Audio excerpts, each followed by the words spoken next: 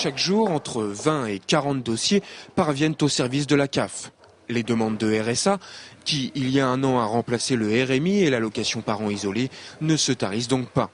Mais avec un peu plus de 12 000 allocataires sur le département, nous sommes encore loin des estimations établies à l'époque par la CAF, les services fiscaux ou encore l'INSEE. Tous tablait sur 23 000 bénéficiaires en Vendée.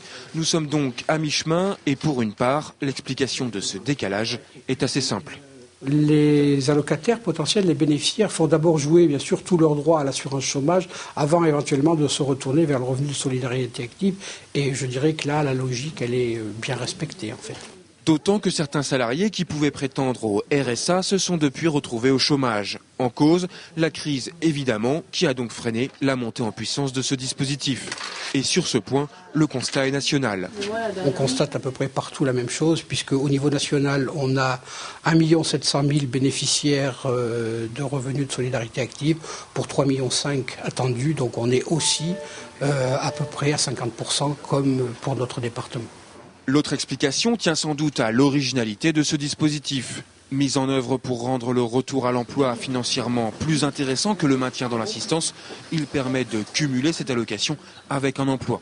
Bref, le RSA peut être un complément de revenus. Mais nombreux sont les salariés qui y ont potentiellement droit, mais qui ne le savent pas. D'où cette campagne que vient de lancer la CAF, à destination notamment des entreprises de main-d'œuvre, pour informer leurs salariés.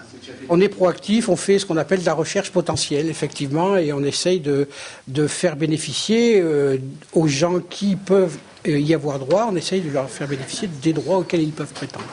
Pour que le dispositif du RSA fonctionne à plein et touche les 23 000 personnes prévues, il faudra sans doute un an et demi. Rien de nouveau en fait, la même situation avait été observée lors de la mise en place du RMI ou de la CMU.